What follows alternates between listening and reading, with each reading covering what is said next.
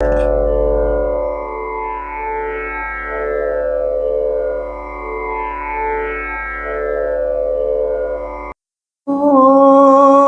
Shri Paramatmane Namaha Atha Navamodhyayah.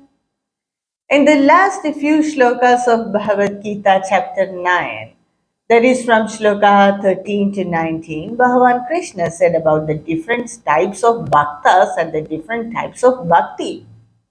He said that some people they worship me with yajna, and some people they worship me with they offer the jnana yajna. Some people they consider me as the same in all, and in that way they worship me. And some people they separate me from them as bhavan and bhakta, and some people they think that bhagavan in different forms in they are bhagavan is different, and some people they assume bhagavan as the all the forms, what all forms they see, that is Bhagavan. They think like that. They assume or identify like that. So these are different types of bhaktas and different types of bhakti. And in these few shlokas, that is from shloka 20, Bhagavan Krishna is telling about two types of bhakti. That one is sakaama bhakti, bhakti with kama, desire. And another type of bhakti is nishkaama bhakti, bhakti without any desire. So in this shloka, that is in shloka 20, Bhagavan Krishna tells about the sakaama bhakti, bhakti with desire. So let us see what Bhagavan Krishna says. त्रैविद्यामां सोमपापूदपापाः यज्ञैरिष्ट्वा स्वर्गतिं प्रार्थयन्ते ते पुण्यमासाद्य सुरेन्द्रलोकम् अश्नन्ति दिव्यान् दिवि देवभोगान्. Bhagavan Krishna is telling that Trividyamam Somapaha Pudapapaha. That is from the rituals that is explained in the three Vedas. In all the Vedas, many rituals and many sacrifices are said, but here Bhagavan Krishna is particularly mentioning about the three Vedas. From these three Vedas, there are many karmas and many rituals, many yajnas are all said. The people, they do these yajna. And the speciality of some yajna is they offer, or in the yajna, in the sacrifice or in the ritual, they use the soma juice, that is the soma rasa, essence of the soma. That is, it is in the ancient time, it's a great practice. They use this essence of this plant. Somalata is a plant. It doesn't have many leaves. It will be just like stem only. It is a shrub only. It grows well by the moonlight, just like how the sunflower grows well by sunlight. So Somalata is that plant. And in the ancient times, in the yajna, they use this soma juice. See, they use is at a samakri, and in the end of the yajna, the person who performed that yajna, he drinks some juice, that soma juice. So this removes all the papas in that person, and it multiplies his punya phala. And this soma juice, it gives an intoxication of feeling, but it is not like alcohol. It just blurs the mind, and it gives lot of ill effect. But soma juice is not like that. What it gives is, it just gives an exalted feeling for that person. So, from that feeling, it is very easy for that person to realize his self for the time being, temporarily. It gives that exalted feeling.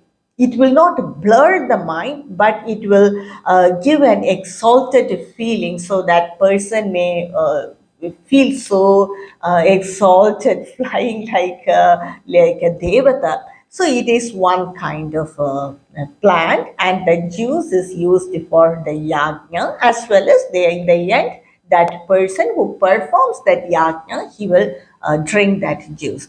This removes the papas and it multiplies the punya. Removes the papa means not altogether.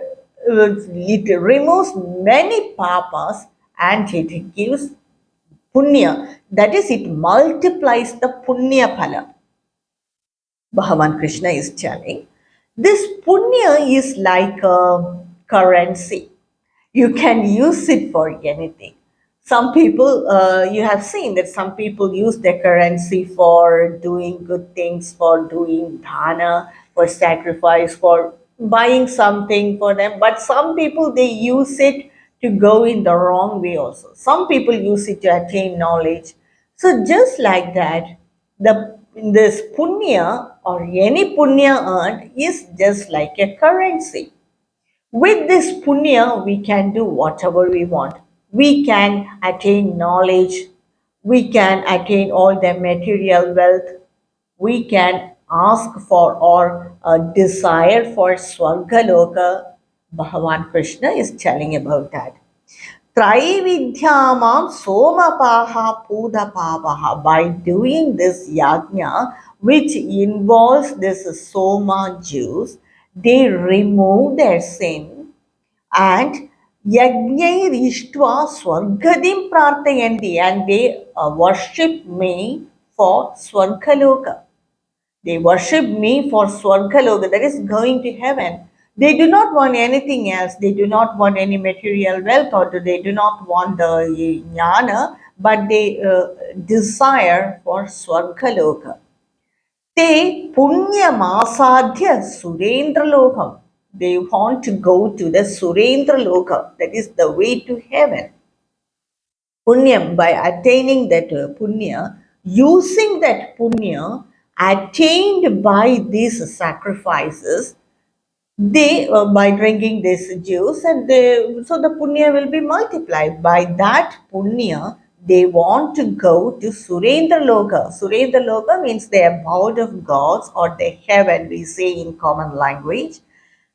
Ashnanti divyan divi deva bhogan.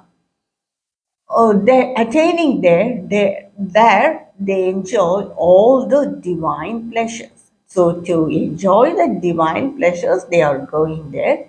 So instead of asking for anything with this punya, earned punya, they worship me for the Devaloka. For the Surendra Loka means the Devaloka, that is heaven. They desire or they ask me for heaven.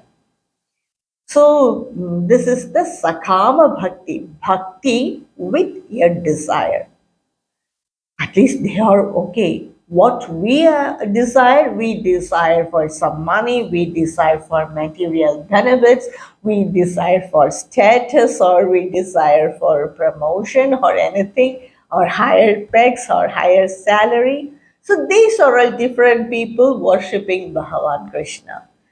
In the next shloka, that is in shloka 21, Bhagavan Krishna says, Te tam bhuktva swargalokam vishalam kshine punye matyalogam vishanti yevam trahi dharmam anuprapannaha gadagadam kama kama labhante. Bhagavan Krishna is telling, they bhuktva swargalokam visharam. They enjoy that vast swargaloka.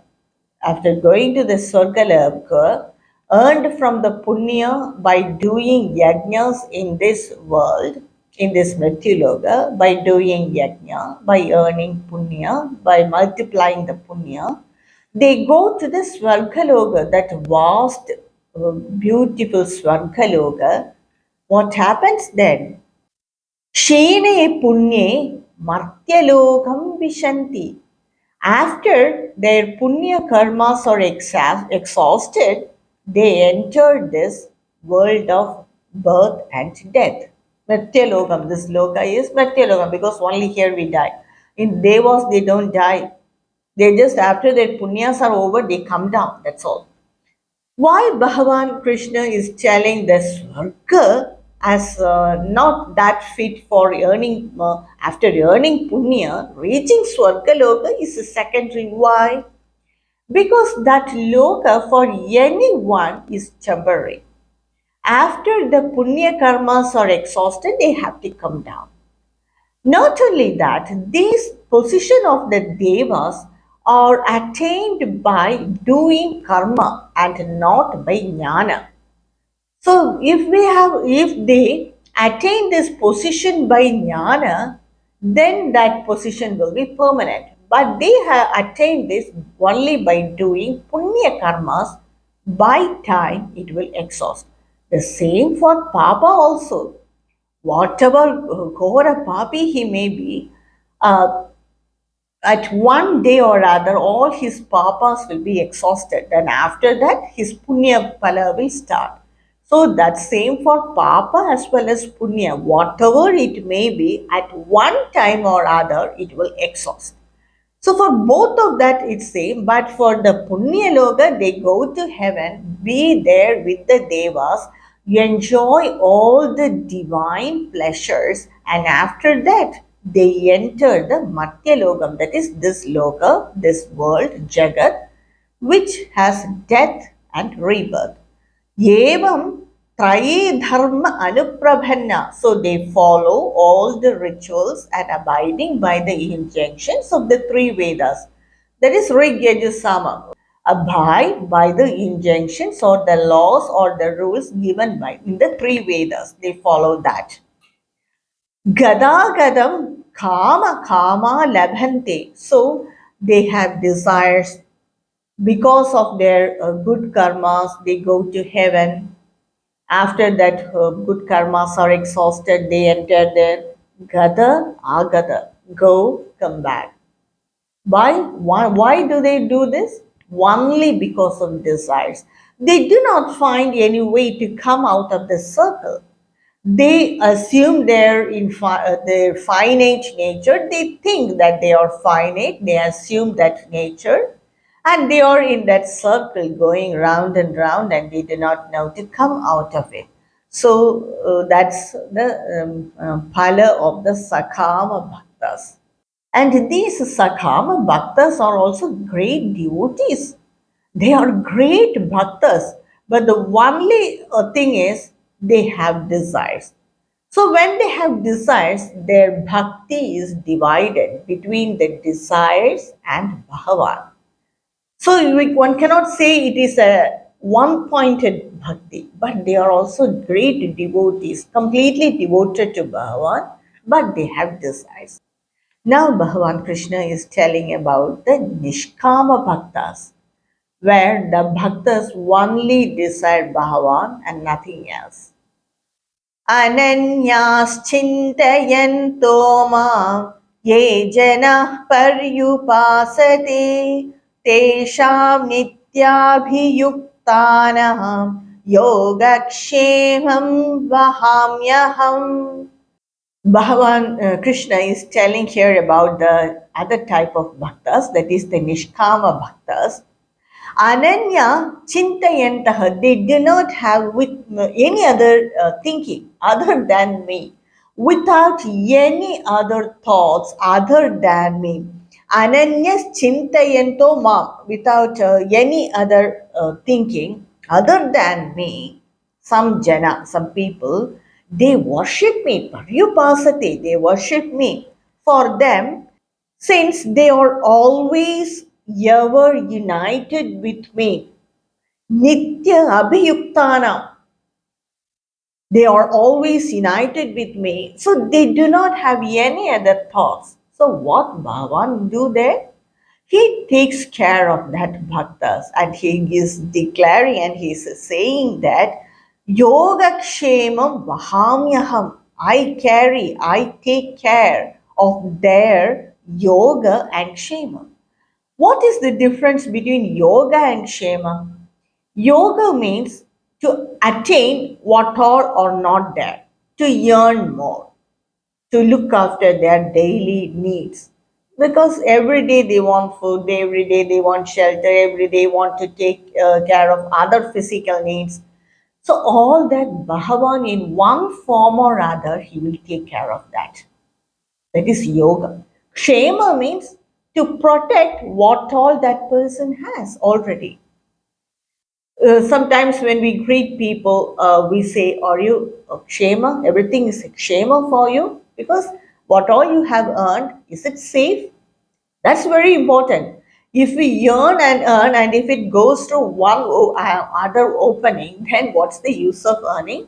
So to save or to protect what all we have earned is very important, and that is kshema. So that Bhagavan will take care of. Because he will be always united with Bhagavan, and Bhagavan, in one form or other, he takes care of his daily needs, what all he needs, that is more, and what all he has to attain, materialistic or what other physical needs or everything, Bhagavan will take care of it.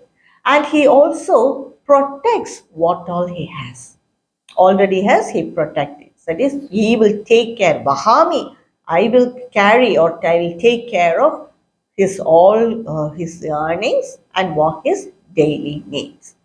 So that assurance Bhagavan Krishna is telling. He is ever united with me without any other thought. His bhakti is not divided, it is one pointed, and I will take care of him. The next shloka. येऽप्यन्यदेवता भक्ताः यजन्ते श्रद्धयान्विताः तेऽपि मामेव कौन्तेय यजन्त्यविधिपूर्वकम्. Bhagavan Krishna is telling, whatever devata a bhakta may worship. Some people, they have their own kula devatas. Some people, they have their own way of worshipping. Some people, they worship the pitras. It is not that the pitras should not be, ancestors should not be worshipped, but some people consider it as the main worship and they do not worship any other divine forms. So that type of worship, like this, there are different types of worship. What Bhagavan Krishna is telling is, in this shloka, he is telling Bhagavan Krishna as Paramatma. He is telling this shloka. What Bhagavan Krishna is telling is, whatever form a person worship, a bhakta worship, all that in the end will come to me. This Bhagavan has given assurance in the previous shlokas also, in previous chapters also. Again, he says, so this is the bhakti of a ajnani.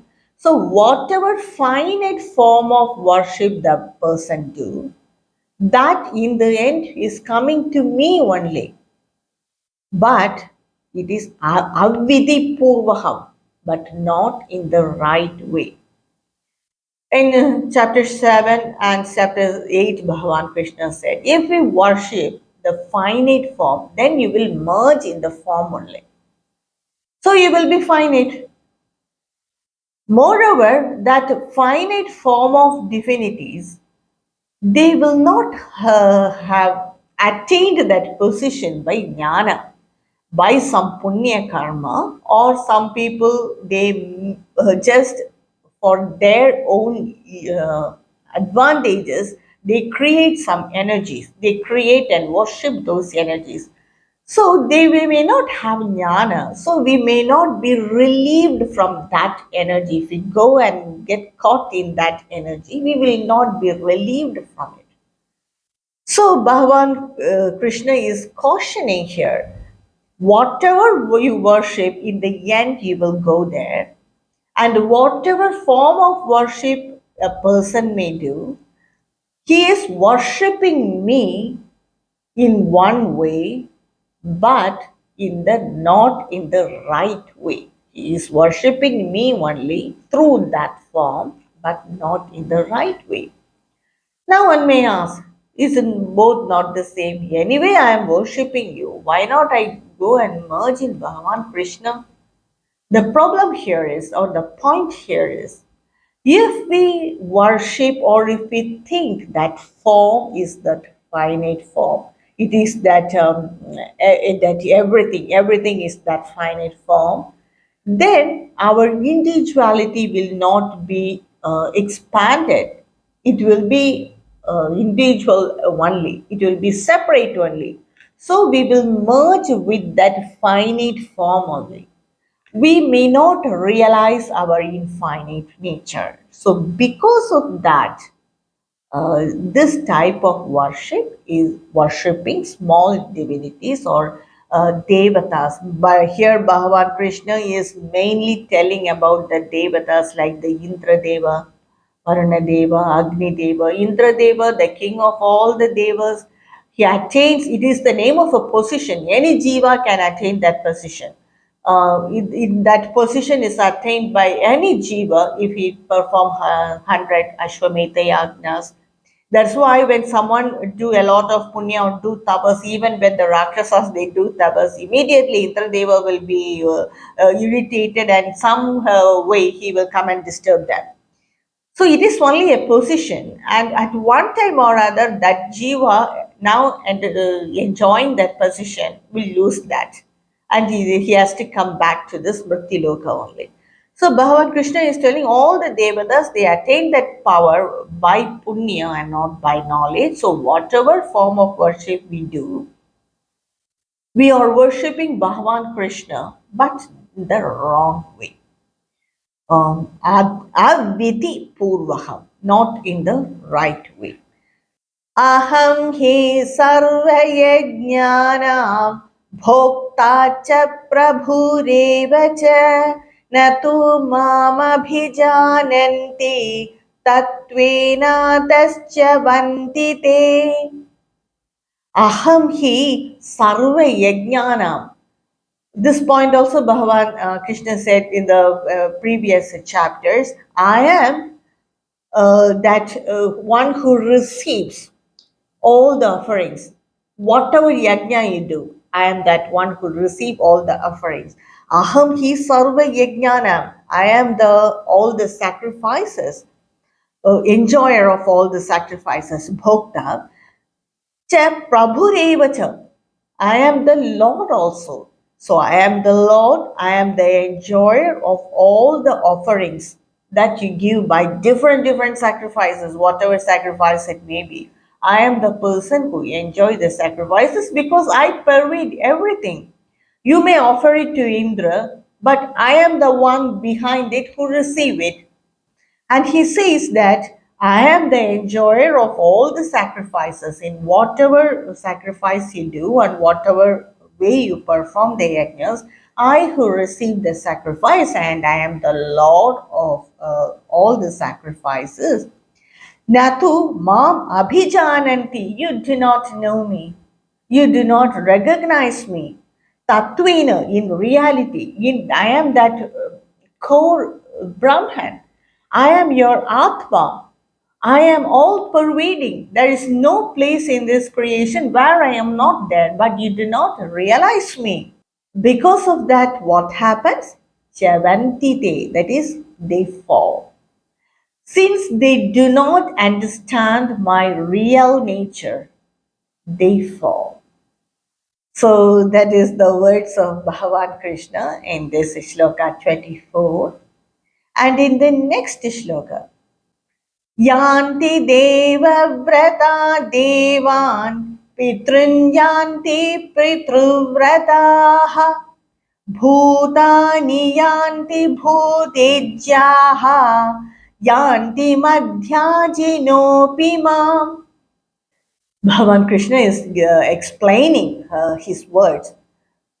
The people who worship the gods, that is the Devadas, they attain the God. If we worship the Indra, we will attain that Swargaloka. Pitrun yanti pitrubrataha. If we worship the ancestors, then we reach that pitruloka and be with them. We enjoy everything what are all superior there. Definitely, all these lokas will be better than this Mrityu this loka, but that is a temporary position. And not only that, it's not all. We have come here to realize our divine nature, to realize our infinite nature. But if that's not possible, then what's the use of taking birth itself? In the Devaloka or Pitraloka, we will not get the chance to realize ourselves. As I said in my earlier video, only in this loka or in Brahma loka, these chances are, that's a great chance of realizing ourselves. So the people who worship the Pitras, they go to the Pitruloka. Bhudani yanti bhudejyaha. Some people they worship the bhutas, pretas, yakshas, like that they worship. So their desires may be satisfied because they are all definitely great energies. So their desires may be immediately satisfied, but there will be no transformation in them. They cannot transform themselves to that Brahman or realize their self, because these energies, they themselves has individuality, ahankara. So when we worship them and when we stop worshipping them, they will disturb us. That's one thing. The next thing is, if we worship them, we can attain their loka. We will be in their grip. It's not easy to relieve or get relieved from that loka. So we will be in more and more, like just like a cocoon. We will be surrounded by all these energies. So that's the important point here. Sometimes some souls, their departed souls, they might have not attained peace or shanti. So they disturb the family members. So what the family members do, they just worship them. They also will be happy.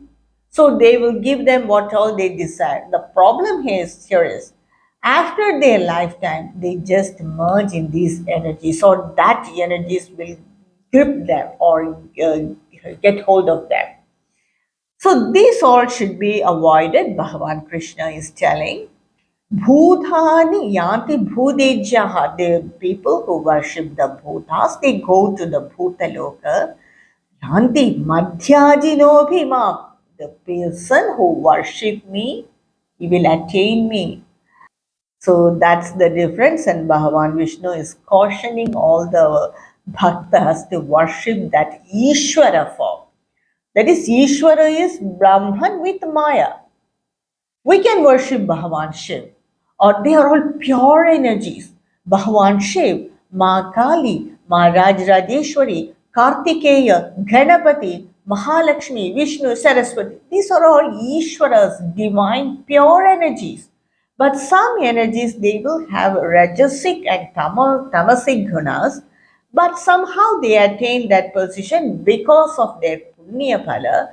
If we worship them immediately, our desires will get satisfied, but that's the wrong way of worship, because they themselves have not relieved themselves from that ahankara. And if we worship them more and more, we will be in their grip. We cannot be relieved easily. So that's the meaning of this.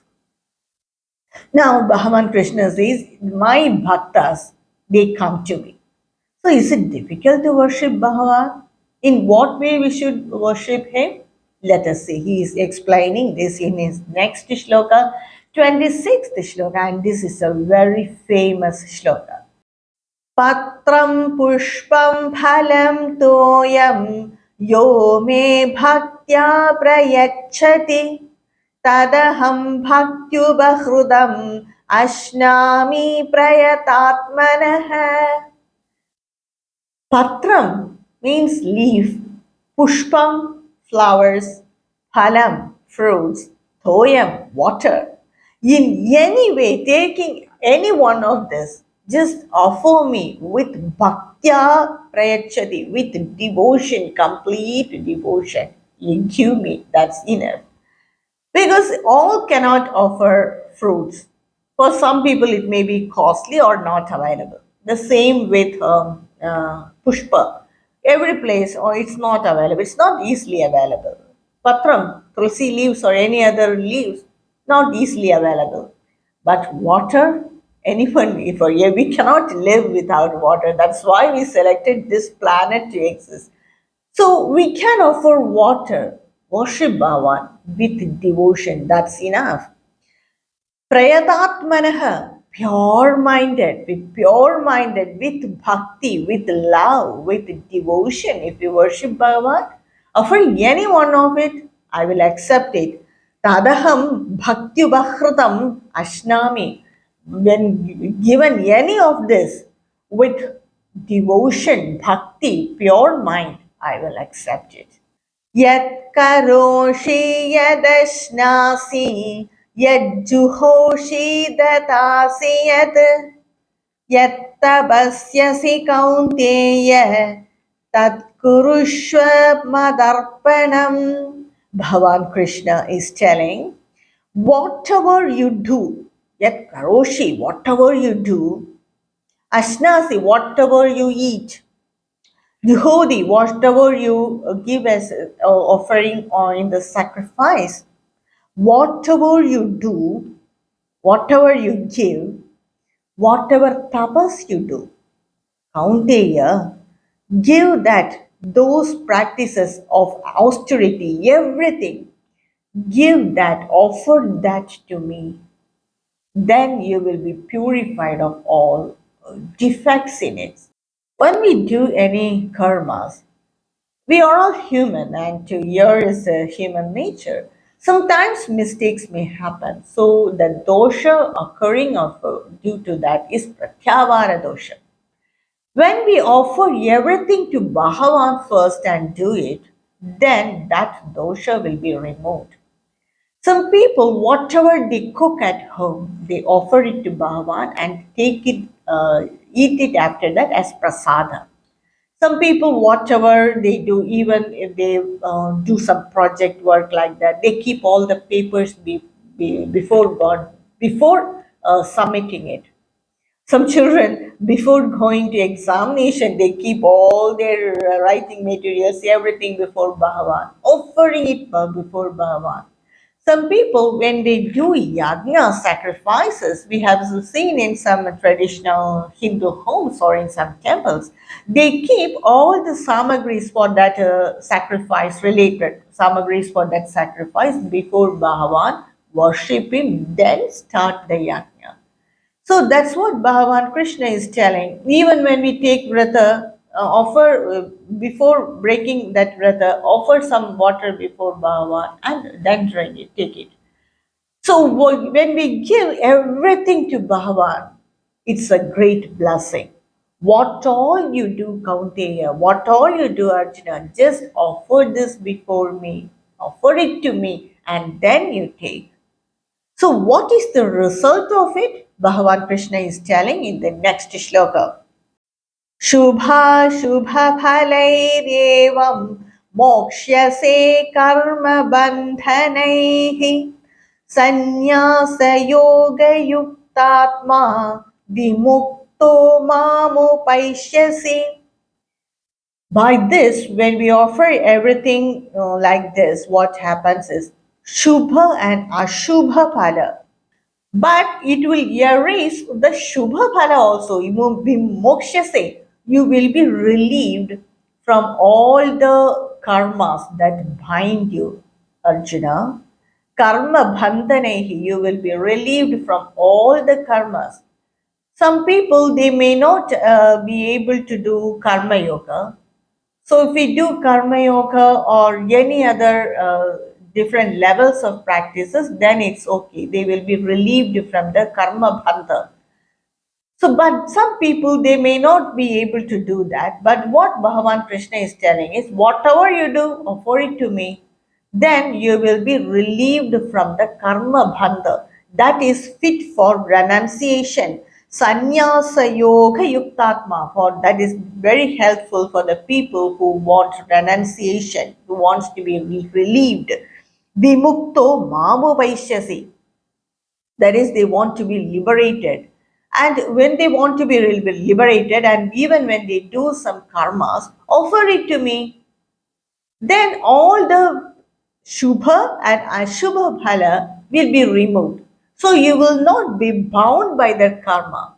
If we want liberation, and even if we do many punya karmas, that punya will bind us.